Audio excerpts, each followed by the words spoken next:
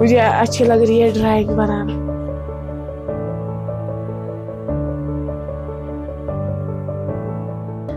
आदाब, आप देख रहे हैं आवाज द वॉइस और मैं हूं आपके साथ यास्मीन खान। जैसा कि हम सबको पता है, जम्मू कश्मीर में कई सारे एनजीओज जो है ऑपरेट करते हैं, लेकिन कुछ कम एनजीओज ऐसी हैं जो स्पेशल नीड्स वाले बच्चों को केटर करती है।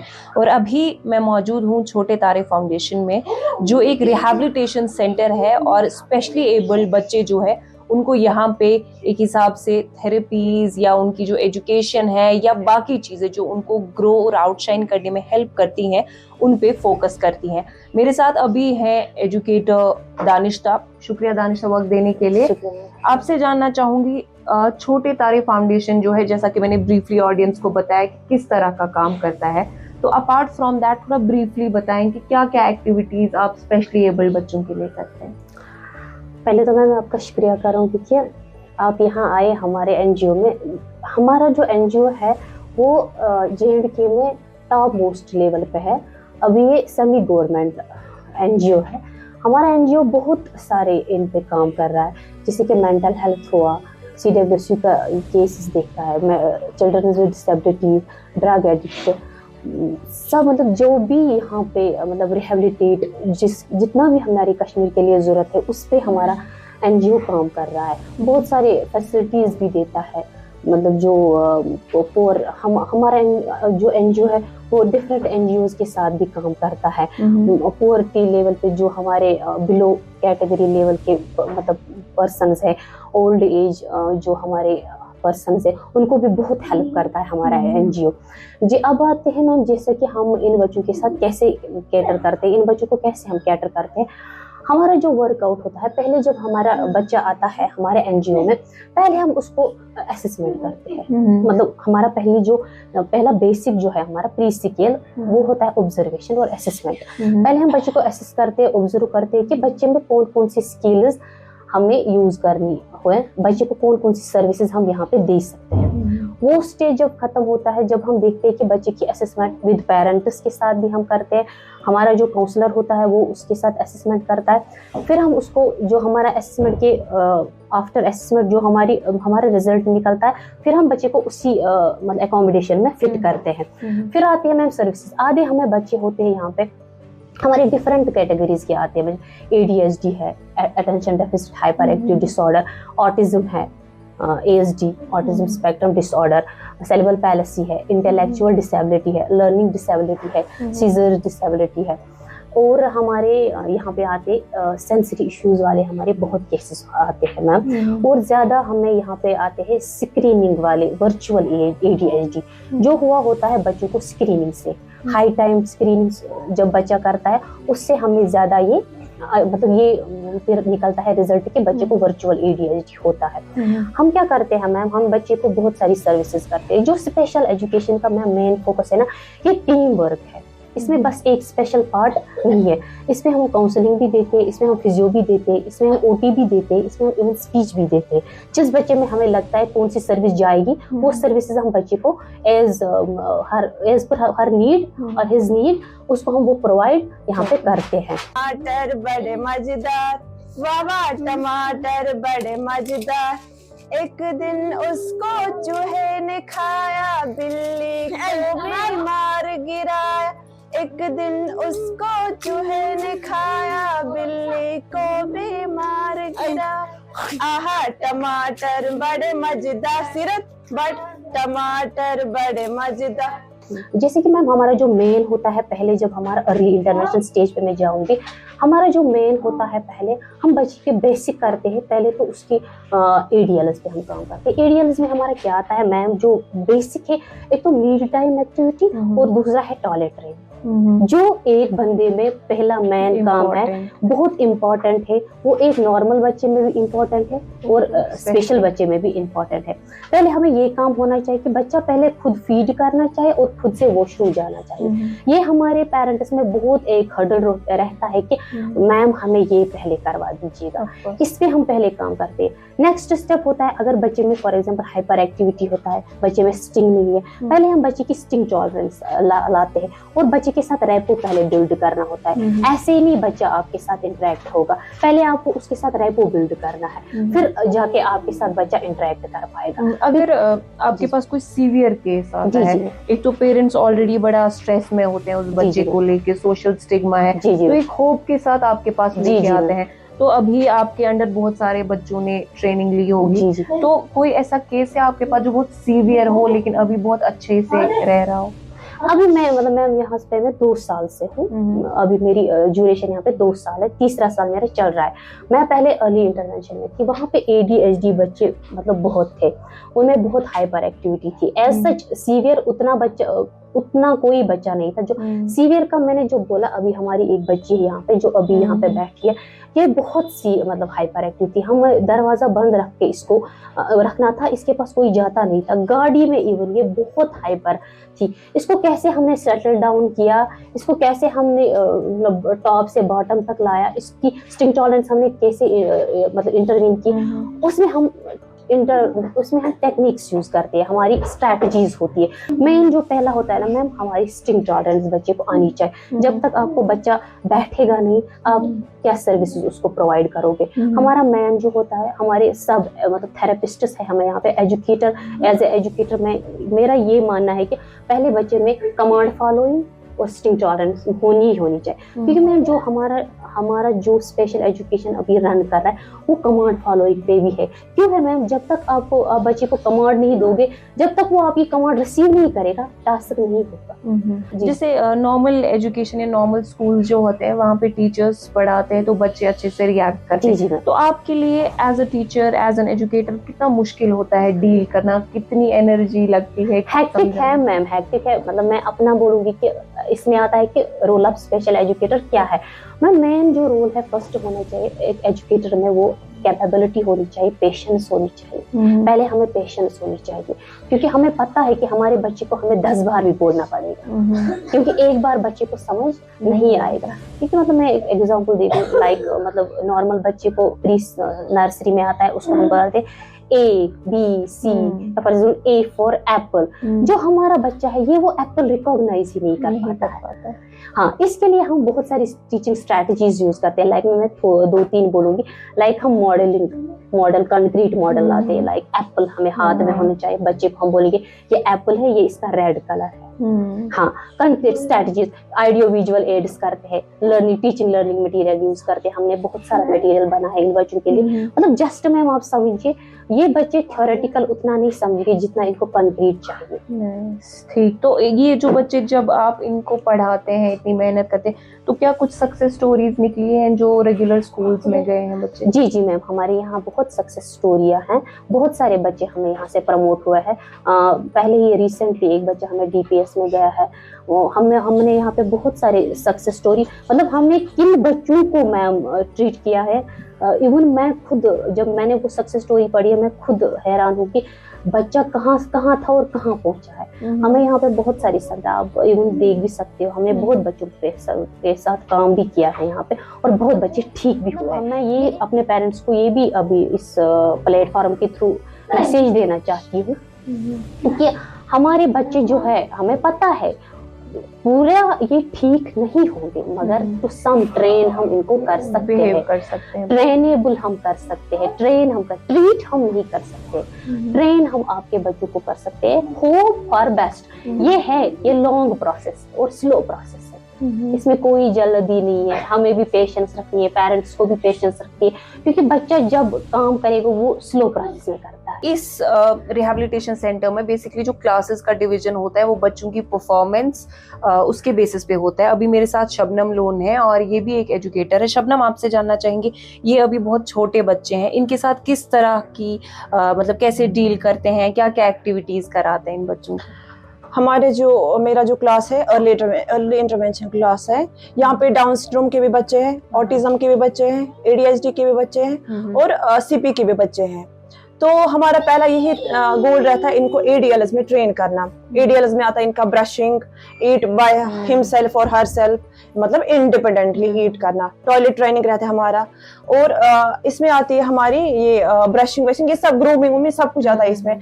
इसके बाद हमारा रहता है एकेडमिक में हमारा रहता है पहले कलरिंग, स्क्रबलिंग, फिर अगर किसी बच्चे ने वो वाला डोमेन, वो वाला गोल अचीव किया, उसके बाद हमारा रहता है प्री राइटिंग स्किल, जैसे हमारा रहता है standing line, sleeping line, curve. उसके बाद अगर कोई बच्चा, किसी बच्चे ने वो गोल भी अचीव किया, उसके बाद हम जाते हैं ABCD पे, इनका एकेडमिक फिर हम कंटिन्यू कर लेते हैं। इनकी कौन सी ऐसी एक्टिविटीज है जो सबको अच्छी लगती है? जी, इनकी ग्रुप एक्टिविटी जो मैं करवाती हूँ वो है block joining, blocks, Beed join करना, सॉर्टिंग गेम्स, पजल एक्टिविटी, वो एक ग्रुप में करते हैं, बहुत अच्छे से करते हैं। We have been joined by Arjuman Makhdoomi. इनकी अगर हम बात करें तो छोटे तारे फाउंडेशन जो है इसके फाउंडर हैं ये, और इन्होंने स्टार्ट किया है इसको बहुत पहले। तो इनसे जानेंगे कि किस विजन, किस एम से स्टार्ट किया था and currently how is it going? Actually 2000 में वी स्टार्ट दिस ऑर्गेनाइजेशन, बट उस टाइम हमारा एम ये था कि हम जम्मू कश्मीर की जो सिचुएशन है, 2000 में भी यहाँ पे हालात ठीक नहीं थे। तो जब हमने सर्वे किया तो हमने सर्वे में पाया कि यहाँ जो स्पेशलेबल बच्चे हैं या डिसेबल लोग हैं, इनका जो नंबर है काफ़ी तादाद इनका बढ़ गया है। On that basis we decide कि हम छोटे तारे की जो मेन एम है, जो हम काम करने जा रहे हैं, तो हम इन स्पेशली एबल बच्चों को ही कैटर करेंगे। तो चूंकि डिस्टर्ब एरिया था, तो डिस्टर्ब एरिया होने की वजह से यहाँ पे आज के डेट में इन बच्चों की, इन लोगों की तादाद बहुत ज़्यादा बढ़ गई है। तो आज आप देख सकते हैं छोटे तारे को अब 25 साल होने को हो गए हैं। तो 25 सालों में हमारे यहाँ पे सबसे इम्पॉर्टेंट बात जो है आज की डेट में हमारे, दिस इज मतलब इट्स नॉट अ ट्रस्ट या हम बच्चों पे काम करते हैं। यहाँ पे एम्प्लॉयमेंट आज के डेट में 107 एम्प्लॉयज़ हमारे हैं। बहुत ही प्रोफेशनल टीम है, डेडिकेटेड स्टाफ है।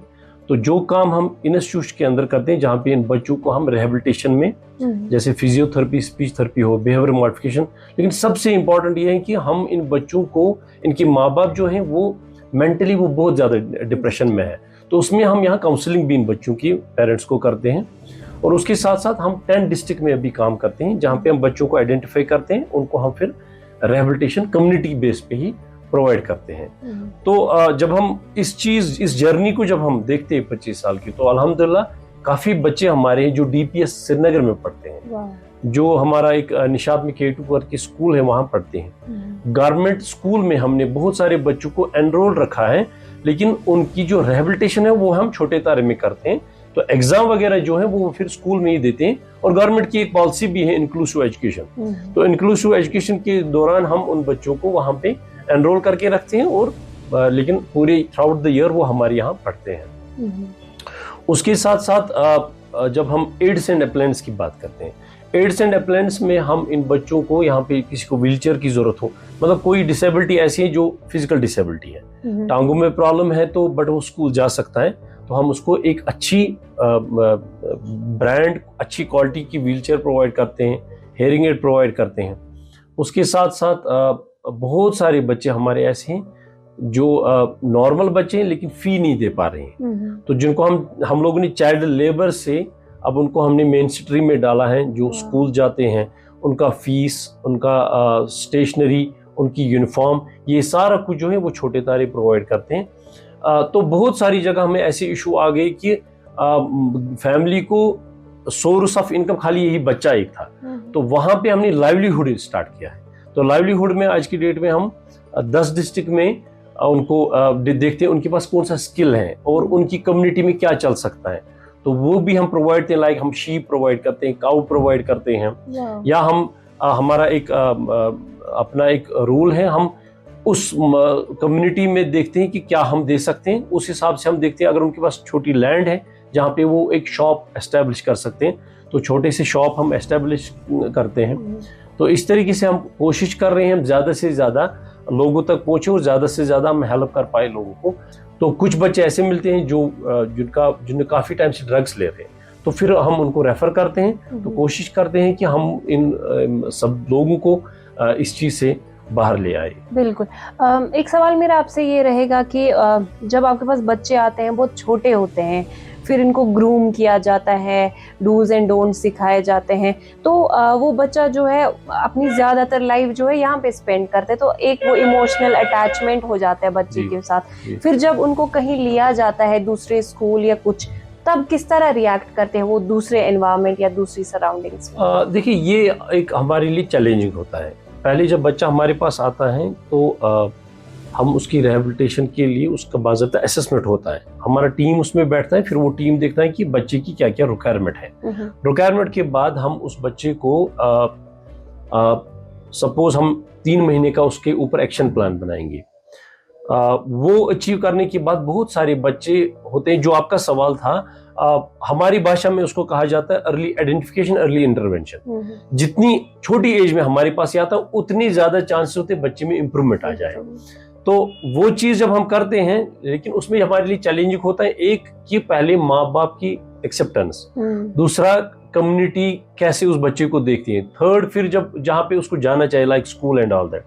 तो स्कूल में अभी इस चीज की अवेयरनेस बहुत कम है हमारे जम्मू कश्मीर में, जिसकी वजह से हमें वो चैलेंज फेस करना पड़ता है। बट सेटल हम लोग अवेयर करते हैं।